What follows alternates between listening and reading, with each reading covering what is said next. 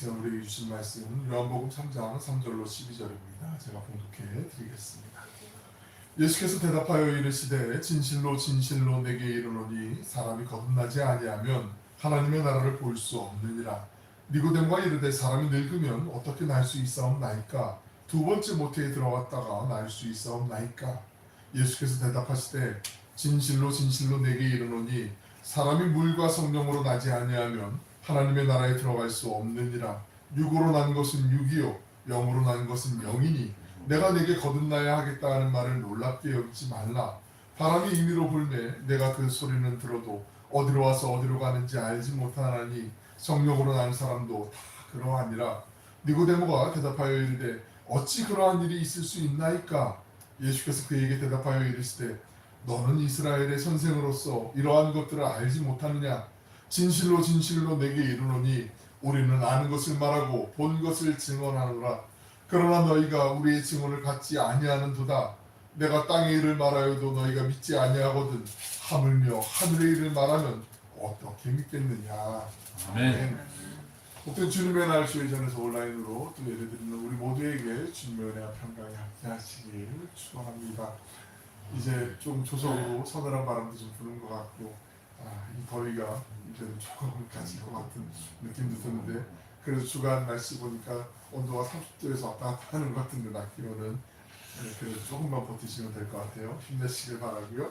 그래서 지난 시간에 니고데모 이야기를 좀 하다가 제가 욕심을 부려갖고 좀 축약해서 좀 해보려고 했는데 역시 좀 둘로 나누는 게 처음 판단이 맞았던 것 같은데 니고데모 바리새인이었고 이스라엘의 유명한 율법학자라고 말씀을 드렸어요. 특별히 또 사내들인 공회에 우리 식으로 얘기하면 국회와도 같은 그 기구인데 로마의 식민 지배를 받고 있었지만 로마에서 그래도 일부분 허용해 준 것이 종교에 대해서 유대인들의 그 종교에 대해서는 자치권을 주었거든요. 그래서 사내들인 공회에서 적어도 자기들이 믿는 믿음에 대한 반대되는 어떤 입장을 펼치거나 어느 식으로 얘기하면 뭐 이단 같은 것도 있죠.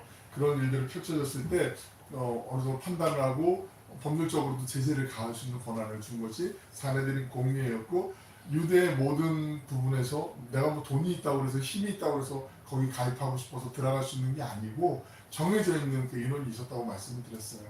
유대인들의 제사장들 가운데 24명 그리고 12지파에서 지도자급 되는 사람들 2명씩 해서 24명 그리고 서기관들과 율법학자들, 사두개인과 바리새인들 이 사람들 중에 22명 이렇게 70명이 모여져 구성되어 있는 것이 사내들인 공회였고 그 사내들인 공회의 의장은 그 당대의 대제사장이 의장을 맡는다라고 말씀을 드렸어요. 그런데 이 니고데모가 바로 사내들인의 공회의 의원이었고 그리고 유명한 율법학자였고 율법학자였다는 건 성경을 다 외우고 있었다라는 거예요. 구약 성경을. 그리고 사람들에게 상당히 덕망이 높은 사람이었는데 이 사람이 예루살렘에 오셔서 6월절 무렵에 예수님께서 많은 표적들을 행하시고 사람들이 많이 믿었다라는 게 2장 말미에 나와 있는데 그 사람들 중에 한 명이었을 것이 분명한 게 이 사람이 밤에 예수님을 찾아와서 예수님에 대해서 궁금함을 이제 물어보게 되잖아요. 사람이 어떻게 해야 영생을 얻고 거듭날 수 있고 부활할 수 있는지에 대해서 자기 나름대로는 어떤 생각이 정리가 되어 있는데 우리가 질문을 할 때 그런 경우들이 있거든요. 내가 갖고 있는 알고 있는 지식이 맞는 건지 확인하고 싶어서 선생님한테 질문하는 경우들도 있고 몰라서 질문하는 경우들도 있고 조금 얄궂은 녀석들 중에는 자기가 조금 아는 거 우쭐하고 싶어가지고 이렇게 질문하는 경우들이 종종 있을 수 있어요. 가끔은 뭐 그럴 수 있는데 정말 어찌 보면은 니고데모의 마음은 우리가 나중에 천국 가면 알겠지만 좀 이렇게 확인하고 싶은 마음 저분이 범상치 않은데 분명히 예언자 아니면 하나님이 말씀하신 메시아이실 것 같은데 그래서 좀 확인을 하고 싶은 그런 여러 가지 질문들을 이제 드리는 장면들인데 그때 니고데모가 사람이 어떻게 거듭날 수 있습니까? 라는 말을 이제 여쭙게 되잖아요. 근데 제가 지난 시간에 이것만큼은 꼭 기억하셔야 된다. 3절에 있는 말씀을 말씀드렸는데 3절 말씀을 보시면 사람이 거듭나지 아니하면 예수께서 거듭나지 아니하면 하나님의 나라를 볼 수 없느니라. 거듭나지 아니하면은 문맥상계 아노세인이라는 히라본데 헬라어인데 이거는 그냥 두 가지 뜻이 있다고 말씀드렸어요. 하늘로부터 위로부터라는 뜻이 있고 또 하나 가지는 두 번 거듭해서 반복돼서라는 말이 있다라고 뜻이 있다라고 말씀드렸거든요. 그러니까 이게 원래의 뜻을 그대로 살리면 위로부터 하늘로부터 거듭나지 아니하면 하나님의 나라를 볼 수 없느니라. 하나님의 나라 천국으로 갈 수 없다라는 말씀을 하는 거예요. 바리새인들은 자기가 평소에 율법 잘 지키고 그리고 선한 일들을 하면 부활할 수 있고 하나님의 나라에 갈 수 있다라는 그런 믿음이 있었던 사람들이거든요. 그런데 율법이 613개의 율법이 있고 거기에 파상되는 어떤 규칙들 지켜야 될 게 1633가지라고 말씀을 드렸거든요. 근데 그 가운데는 내가 지킨 것 같지만 자기와 하나님만이 아는 내가 율법을 제대로 지키지 못하는 상태들이 있거든요. 구약의 관점에서 보면 내가 하나님께로 나아갈 때 하나님을 아련하는 것, 하나님의 얼굴을 뵙는 것은 구약의 관점으로 봤을 때는 죽음이에요. 구약의 선지자들 대부분 보면 모세도 마찬가지였고 하나님을 음성을 듣고 하나님을 만났을 때 내가 이제 죽겠구나. 화로다 나요. 이사야 선지자도 그랬고 내가 이제 하나님을 볼 수가 없어요. 죄인은. 내가 죄인이 아니고 의인일 때만 하나님을 보는 게 허용이 됐단 말이죠. 그래서 사람들이 죄가 있을 때 자기 재물을 갖고 와서 제사를 드리는 거죠. 나의 죄를 모든 죄를 이 재물이 비둘기가 됐든 뭐 염소가 됐든 양이 됐든 소가 됐든 그 재물에 손을 얹어서 전가 내 죄를 이 재물에게 옮겨요. 그리고 난 다음에 내 죄가 이 재물에게 다 옮겨지면 내 모든 죄를 대신해서 이 재물이 이 희생을 당하면서 내 죄가 용서함 받는 게 제사잖아요. 제사장은 그걸 돕는 역할을 하는 거고요. 그리고 재물은 내가 죽이는 거라고 말씀을 드렸어요. 그러니까 이게 상당히 끔찍한 거란 말이죠. 내가 그렇게 죽임을 당해야 되는 존재인데 내 대신 이 재물이 죽임을 당했고 그리고 내 죄는 용서함 받았다. 그 상태에서 하나님을 만날 수 있지 부정하면 죄가 있으면 절대 하나님을 만나면 죽음이거든요. 1년에 한 번 대속죄일날 대제사장이 거룩한 지성소, 성소가 있고 지성소가 있잖아요. 지성소는 1년에 단 한 번 대제사장이 3번 들어갈 수가 있었어요. 그때는 대속죄일날 들어갈 수 있는데 그때 우리가 뭐 허리에 방울을 단다라는 게 이게 방울 소리가 안 들리면 저 사람 죄가 있어서 죽었구나 이렇게 뭐 안다라는 얘기도 있지만 엄밀하게는 그 의미는 아니지만 여하튼 대제사장이 죄가 있으면 하나님 앞으로 들어가자마자 죽음을 당하는 그런 상황이었거든요. 구약의 모든 상황을 알았던 그 율법을 알았던 바리새인들은 내 마음속에 조금이라도 죄가 있을 거 아니에요. 형제를 미워하거나 마음속으로 그런 경우도 있을 수 있잖아요. 어우 얄미워 죽겠어 이런 경우도 그것도 다 하나님이 말씀하신 죄악이란 말이죠. 그게 용서받지 않으면 그럼 죄 있는 상태란 말이죠. 내가 죄가 있는 상태에서 하나님께로 나아가면 죽음이에요. 그래서 늘 언제나 정결함을 유지해야 되는 게 중요하거든요. 근데 이 정결함은 불완전해요. 마치 정결함이 어떤 상태냐면 펜이 있어요. 펜이 있는데 이게 막 흔들리고 막 이게 떨어질 수밖에 없는 이런 상태가 정결한 상태예요. 그 불안하잖아요. 늘 이렇게 해도 죄를 질 수 있고 저렇게 해도 죄를 질 수 있고 죄를 질 수 있는 상황이 많이 있을 수 있단 말이죠. 근데 어떻게 하나님을 만날 수 있는가? 분명히 자기는 율법을 지키기 위해서 철저하게 지키기 위해서 바리새인으로 서약을 하고 그렇게 열심히 살아왔고 사람들로부터 존경받았던 그런 인물인데 마음 한켠에는 해결되지 않는 해갈되지 않는 그런 궁금함이 있었기 때문에 예수님께 찾아온 거란 말이죠. 우리는 다 알고 있잖아요. 그런데 예수님이 하나님께서 이 모든 사람들의 염려와 근심을 알기 때문에 우리의 모든 죄를 단번에 예수님을 믿는 믿음 하나 보시고 십자가에 달려 돌아가신 예수님이 나의 구주가 되신 믿는 믿음 그거 하나 보시고 주홍빛보다 더 붉은 우리의 죄를 다 흰눈보다 더 하얗게 용서해 주신 사건 그게 십자가의 은혜의 사건의 핵심이잖아요. 예수님이 지금 그걸 말씀하시려고 니고데모에게 말씀을 이제 전해주고 계시는 거죠. 대답을 하시는 거거든요. 이 아노센이라는 게 그러니까 이전까지 그 이스라엘 사람들은 이스라엘 선생된 랍비 스승된 사람들은 이방인들은 제가 세 부류가 있다고 말씀드렸잖아요. 뼛속까지 이방인 그냥 이스라엘 사람들이 관점에서 개 돼지 취급하는 하나님 모르는 백성들 이방인 그리고 두 번째 이방인의 부류는 고넬료와 같은 사람 이탈리아 군대 백부장이었던 고넬료 사도행전 10장에 나오는 고넬료처럼 하나님을 경외하는 사람이라고 표현되어 있는 사람 가끔 정기적으로 이렇게 예배에도 나와서 회당에서 예배도 드리고 하나님 말씀도 듣고 하나님의 관심은 있지만 아직 할례를 받거나 세례를 받지 않은 사람들 세 번째로는 할례도 받고 세례를 받으면서 개종한 사람들 내가 유대교를 내가 믿기로 했어야 하는데 유대교인 하나님을 믿기로 했어야 해서 들어가려고 하는데 그 들어가는 관문이 상당히 자존심 상하고 자존감 무너지는 그런 상황이라는 말씀드렸잖아요. 들어오려고 하면 스승이 되는 랍비나 아니면 회당장이나 이런 지도자급 사람들이 종교 지도자들이 그러니까 뭘 어떻게 하나님의 자녀가 돼? 우리는 태생적으로 아브라함의 자손이기 때문에 하나님의 선택된 백성이야. 넌 꿈꾸지 마. 너는 아노센 해야 돼. 하늘로부터 태어나야 돼. 하는 단어가 바로 이 아노센이라고 말씀드렸어요. 그런데 예수님이 이 아노센이란 말을 누구보다 많이 사용했을, 이방인들에게 많이 했을, 개종하려고 하는 사람들, 이방인들에게 많이 표현했을 그 니고데모에게 너가 아노센 해야 돼 라고 예수님이 말씀하시는 거예요.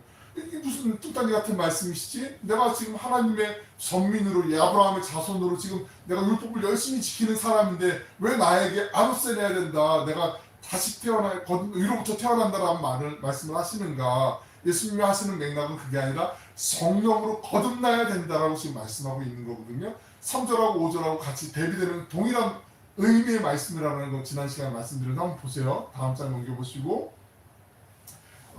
지금 이제 무지한 이 지금 니고데모가 어떻게 사람이 다시 태어날 수 있습니까? 엄마 뱃속에 다시 들어가서 나오니까 이 질문을 하자, 맥락을 못 짚자 예수님께서 5절에서 말씀하시는데 그 다음 넘겨보시면 물과 성령으로 나지 아니하면 하나님의 나라에 갈 수 없다. 물과 성령으로, 이게 니고데모가 모르는 얘기를 지금 예수님께서 하시는 말씀이 아니에요.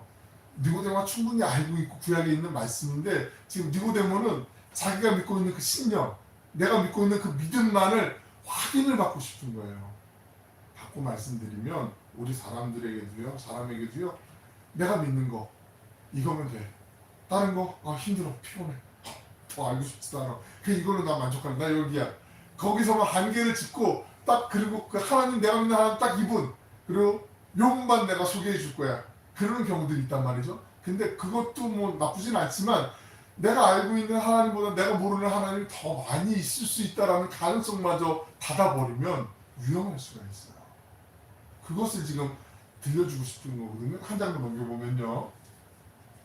다음에 3절에 있는 말씀 이게 똑같아요. 예수께서 대답하여 이르시되 진실로 진실로 내게 이르노니, 5절도 진실로 진실로 내게 이르노니 사람이 거듭나지 아니하면, 아노스나지 아니하면, 위로부터 다시 태어나지 아니하면, 이 말뜻이 사람이 물과 성령으로 나지 아니하면, 물과 성령으로 안다는 건 우리가 세례를 받을 때 물세례를 받잖아요. 물세례를 받고 난 다음에 내가 하나님의 백성이 되겠습니다, 하나님의 자녀가 되겠습니다, 그 고백을 하면서 우리가 세례를 받을 때 예수님을 나의 구주로 영접하는 그 믿음을 갖고 세례를 받잖아요. 물론 유아세례를 받을 때는 부모님의 믿음을 대신해서 보고 자녀가 이제 세례를 받게 되죠. 그래서 우리 보통 이제 만 18세가 되면 입교라는 걸 하잖아요. 나의 믿음으로 부모님이 너를 대신해서 어릴 때 유아세례를 받았는데 너가 정말 예수님을 구주로 영접하고 믿고 예수님을 평생 너의 구주로 삼고 네가 신앙생활을 지속하겠냐 하고 우리 믿음의 공동체 식구들 앞에서 다시 다짐을 하고 그리고 서약을 하는 것이 바로 입교의 절차잖아요. 과정이잖아요. 우리 보통 교회는 이제 만 18세가 되면 그렇게 하게 되는데 유아세례를 받은 경우에는 물과 성령으로 거듭난다는 게 바로 그 물세례를 받고 난 다음에 대부분의 사람들이 성령의 세례를 먼저 받고 그 다음에 물세례를 받는 경우도 있지만 많은 경우는 물세례를 먼저 받고 그 다음에 성령 세례를 받기 때문에 예수님이 이 맥락을 니고데모가 알기 때문에 다시 한번 말씀을 주시는 거라는 거죠. 사도행전 2장 38절 말씀 보시면 같이 읽어보실게요. 시작. 베드로가 이르되 너희가 회개하여 각각 예수 그리스도의 이름으로 세례를 받고 죄 사함을 받아라. 그리하면 성령의 선물을 받으리라. 베드로가 말씀을 전하고 주의 복음을 증거할 때 우리가 어찌하면 구원을 받을 수 있습니까? 라는 이런 고민에 쌓인 사람들에게 너희가 그런 회개하고 물로 세례를 받고 그러면 성령께서 너에게 임해서 다시 성령의 선물을 너에게 주실 것이다. 이미 유대인들에게는 이게 알고 있었던 맥락이란 말이죠. 예수님은 니고데모에게 구원을 얻기 위해서 하나님의 나라에 들어가기 위해서 물세례를 통해서 주어지는 성령의 세례를 받아야만 다시 태어난다는 사실을 알려주시고자 육체와 영을 대비해서 설명을 하시거든요. 6절 말씀 보세요. 6절 말씀 보시면 육으로 난 것은 육이요, 육체로 태어난 것은 육체요, 영으로 난 것은 영이니 우리가 육신의 몸으로 태어난 건 육신의 몸으로 태어난 거잖아요. 이걸 뭐 다시 물리거나 나 부모님 마음에 안 드는데 다른 부모님, 나 내 자녀 마음에 안 드는데 다른 자녀, 이건 내가 임의로 선택할 수 있는 게 아니잖아요. 이건 정해진 거잖아요. 니고데모는 지금 이해가 안 됐던 게 뭐냐면 내가 어떻게 육체로 태어났는데 다시 두 번 거듭날 수 있냐, 이게 이해가 되지 않는 거예요. 나는 아브라함의 자손으로 태어난 것 이것만으로 나는 하늘로부터 태어났기 때문에 아노센, 나는 위로부터 태어났다라고 생각을 하고 있었는데 예수님은 거듭나야 된다라고 말씀하니까 어떻게 거듭나냐. 근데 예수님 말씀하신 건 영은 성령으로 내가 다시 회개하고 성령으로 거듭나는 거, 예수를 구주로 믿고 메시아를 믿고 다시 거듭나는 거, 그것을 얘기하는 건데 이게 마치 동문서답하는 것 같은 맥락이죠. 지금까지 이야기의 흐름을 보면 유대인들이 볼 때는 최고의 석학이고 가장 존경받는 율법 교사였는데 니고데모가 이 정도의 반응을 보였으니까 아마 오히려 신앙은 단순함에서부터 내가 정말 백지 상태에서 모르고 믿음을 갖는 것이 더 순수하게 편견 없이 잘 믿을 수도 있지 않을까 하는 어떤 또 우리에게는 또 다른 타산지사처럼 이렇게 보여주는 한 단면이기도 해요. 그러니까 지식이 뛰어나다고 해서 꼭 믿음이 좋은 건 아닐 수 있다는 거.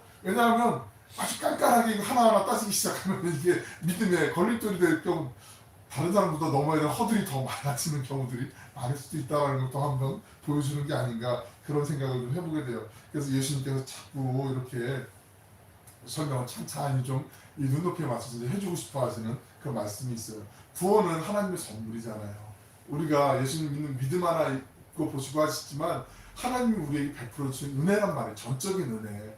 내가 뭐 열심히 노력을 해서 내가 뭐 기도를 막 몇 시간씩 하고 뭐 금식을 막 몇 번씩 막 이렇게 하고 힘 빠질 때까지 막 이렇게 하고 난 다음에 피골이 상접돼서 그때 얻는 구원이라면 우리 다 홀쭉하고 날씬해져 막 그렇겠지만 그냥 전적으로 그냥 하나님이 주시는 은혜예요. 내가 그냥 염치 없지만 너 아멘하고 받으면 그럼 구원이 이루어지는 거죠. 그러니까 거기서 내가 그 구원의 그 은혜 때문에 감사함 때문에 거기에서 수반되는 것들이 내 삶으로 드러나는 거 행동으로 나타나는 게 구원의 열매들 아니겠어요? 그죠? 우리 그렇게 살아가야 되는 거 아니겠습니까? 우리가 다 하나님의 자녀들처럼 살아갈 수 있도록 하나님께서는 이미 우리에게 그 은혜를 베풀어 주셨고 예수님께서 또 말씀을 통해서 또 사도 바울을 통해서도 우리에게 주신 말씀이 있어요. 골로새서 3장 9절 10절에 있는 말씀 한번 보실게요. 밑줄 친 것부터 한번 읽어보실까요? 시작. 옛사람과 그 행위를 벗어버리고 구원받았기 때문에 이게 자연스럽게 이제 구원받은 은혜와 감격이 너무나 크니까 이전처럼 살 수 없기 때문에 이렇게 살아가는 거거든요. 10절 시작. 새 사람을 입었으니 이는 자기를 창조하신 이의 형상을 따라. 나를 창조하신 이가 누구야? 하나님의 형상이잖아요.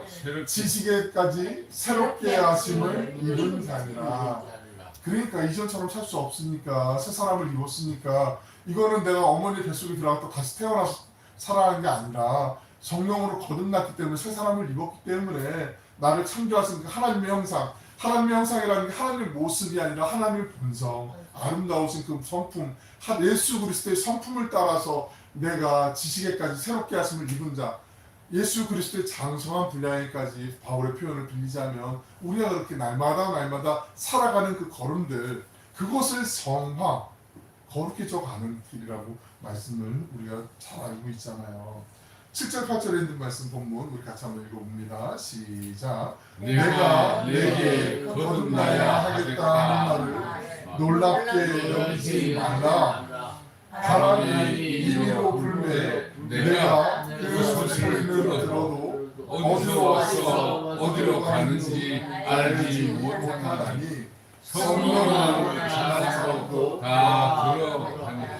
아멘. 니고데모가 아직까지도 이게 맥락을 못 잡았어요. 지금 이해를 못 하고 있었거든요. 그래서 예수님께서 비유로 다시 성령을 바람에 빗대어서 지금 니고데모에게 설명을 해주고 있는 거거든요.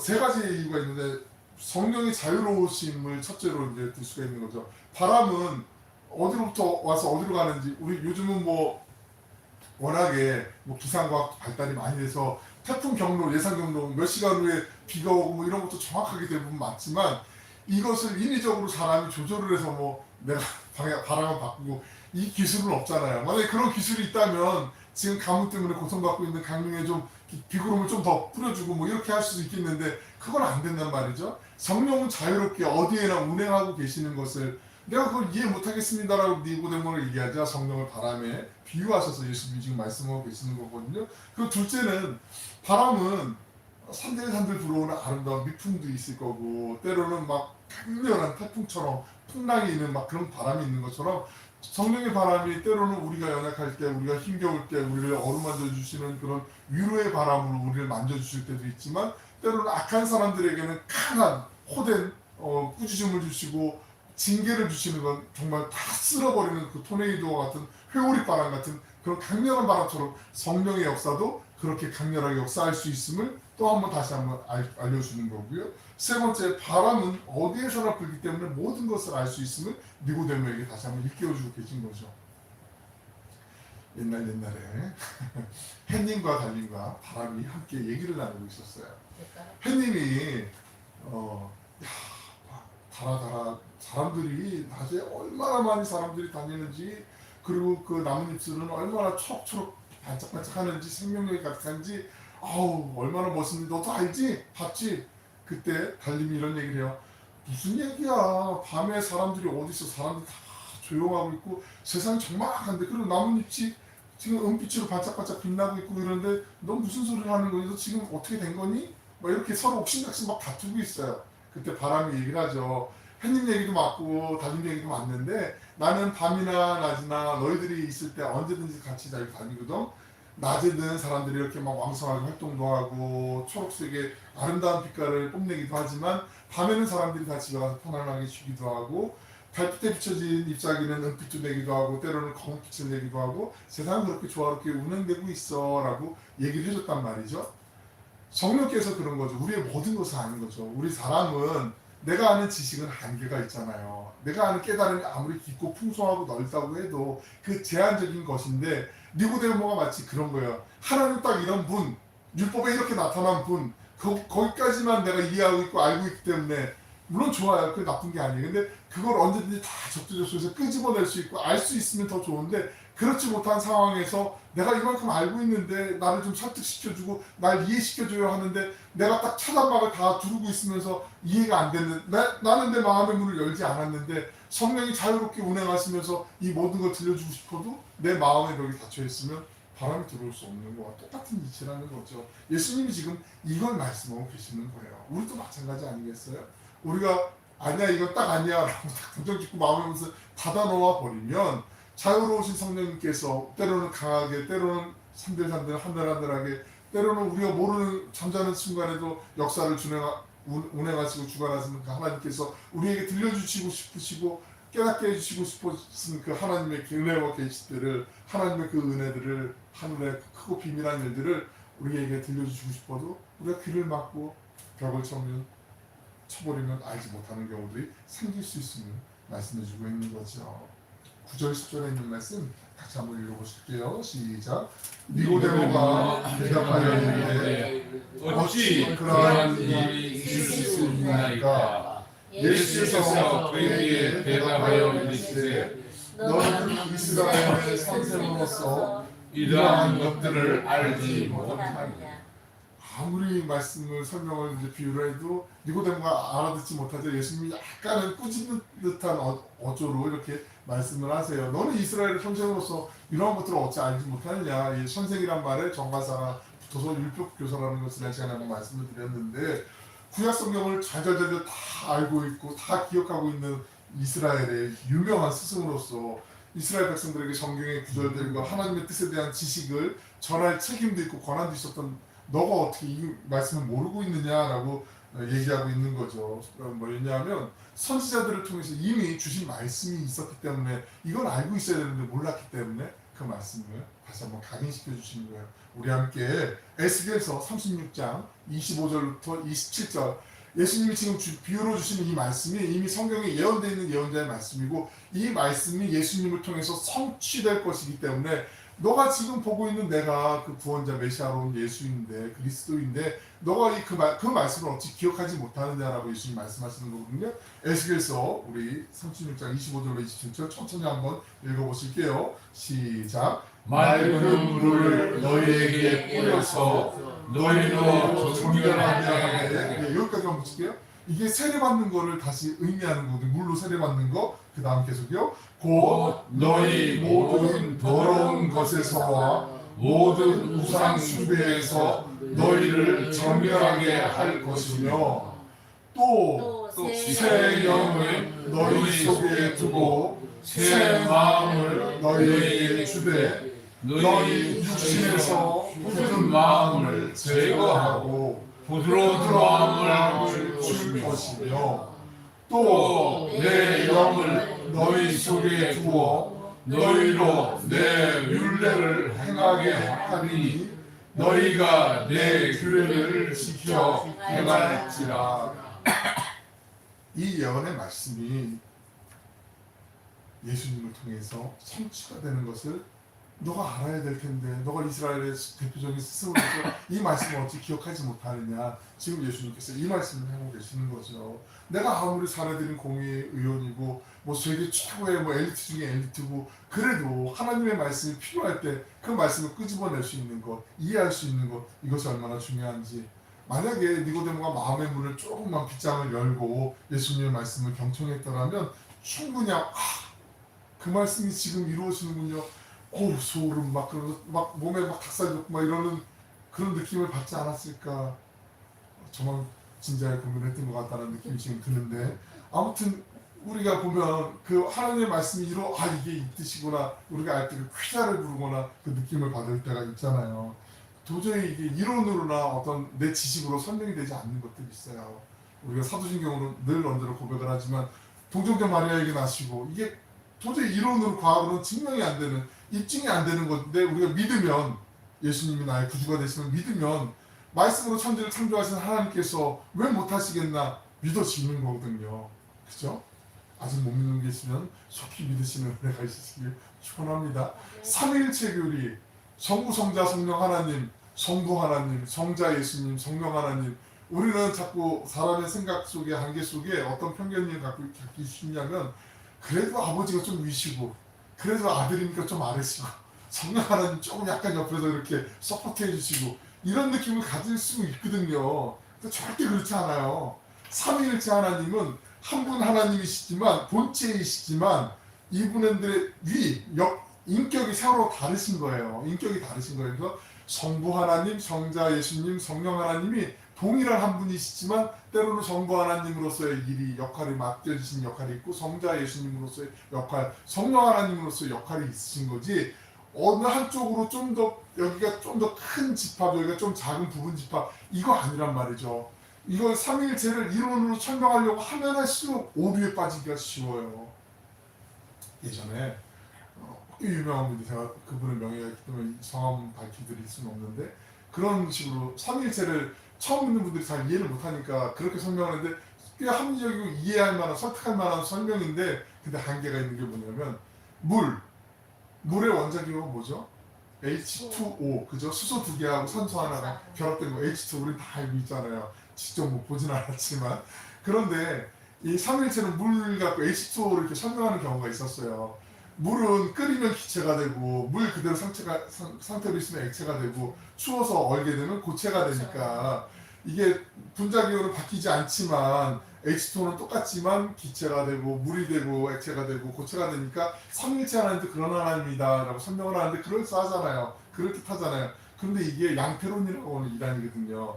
하나님의 모습이 다 다르다, 그러니까 하나가 될 수 없다, 이런 표현이거든요. 그러니까 삼위일체는 내가 설명을 하려고 하면 꼬이게 되어 있어요. 삼위 하나님은 원래 한 분이신 하나님이신데, 그분이 성부 하나님으로서의 인격이 있으시고, 성자 예수님으로 구원자로서의 인격이 있으시고, 성령 하나님 우리 옆에서 우리를 카운셀링 해주시고, 우리를 도와주시고, 우리에게 위로하시고 힘주시는 그 성령 하나님, 그 역할로 하나님이 하신다. 예전에 또 이런 경우들이 있어요. 구약은 성부 하나님 시대, 신약은 성자 예수님 시대, 지금은 성령 하나님 시대, 이렇게 시대로 끊는 경우도, 이것도 아니에요. 이것도 이단이란 말이에요. 그러니까 우리가 풍부하게 아는 건 좋은데, 그 알면서 내가 갖고 있는 것을 편견을 갖고 딱 닫아버리면, 오늘 니고데모 고구마 100개, 산고구마 100개는 막 물없이 먹은 것처럼, 답답한 것처럼 예수님이 지금 얼마나 답답하시겠어요. 너는 이스라엘 율법학자로서 이거를 이해하지 못하면 어떡하니? 내가 지금 너에게 분명히 말을 전해주고 있지 않니? 이런 말씀이 나오는 것처럼 우리가 그런 편견을 가지면 안 된다는 거죠.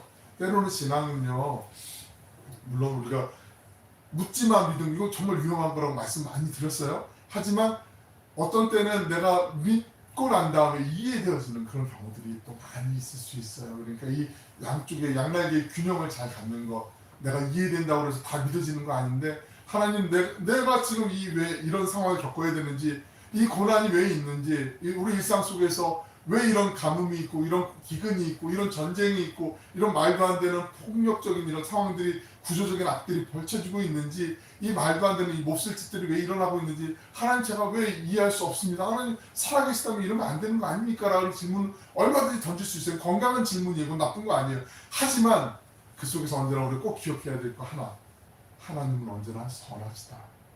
하나님은 선하시다. 하나님의 때에 하나님의 방법으로 하나님이 일하신다. 하나님 지금도 쉬지 않고 일하신다. 때로는 그게 우리가 이해할 수 없는 수백 년의 시간이 걸릴 수도 있다는 것. 이스라엘이 출애굽하기 위해서 430년이 넘게 걸렸잖아요. 이스라엘이 포로된 다음에 돌아오기까지 70년의 세월이 걸렸잖아요. 우리나라가 일제강점기에 해방되기까지 35년의 시간이 걸렸잖아요. 우리는 우리의 때가 지금 너무 더디가는 것 같고 답답하지만 다 이해할 수 없지만 하나님의 때 지금도 하나님 역사를 운행하시고 우리의 주권자가 되시는 하나님이시라는 것. 그 선하신 하나님을 신뢰하고 오늘도 그 하나님을 기대하고 기도한다면 하나님께서 반드시 하나님의 그 선하심을 우리를 통해서 우리의 때가 아니면 우리 자녀들 때 후손들 때에 하나님의 선하신 역사를 열매맺게 하여 주실 줄로 믿습니다.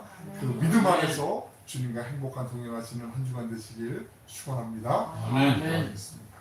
사랑하고 풍성하시고 자비로우신 아버지 하나님, 날마다 주님의 은혜 안에서 머물고 주님을 찬양하며 기쁨으로 살길 원하지만 때로는 우리가 다 이해할 수 없고 헤아릴 수 없는 그 상황 속에서 우리가 답답함을 주님 앞에 또 눈물로 호소할 때도 많이 있음을 고백합니다.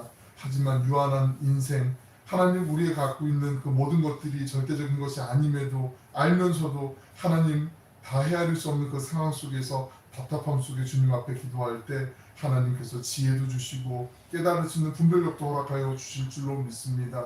삶 속에서 주님을 예배하는 그 기쁨, 언제나 선하신 그 하나님이 우리와 임마누엘 동행하시는 그 기쁨만은 놓치지 않게 하시고 빼앗기지 않게 하시고 그 기대감 속에 소망을 갖고 우리가 기도하는 그 제목 모든 것들이 하나님의 뜻 안에서 합력하여 선을 이룸을 믿고 그 믿음으로 나아가는 저희 모두가 되게 하여 주시옵소서. 이 한 주간도 주님 때문에 행복하고 주님으로 말미암아 기대감 속에 감사하며 주님이 이루실 그 모든 선하신 일들을 찬양하는 행복한 삶의 예배자들로 승리하는 저희 모두가 되게 하여 주시옵소서. 감사드리며 예수님의 이름으로 기도 올려옵나이다. 아멘.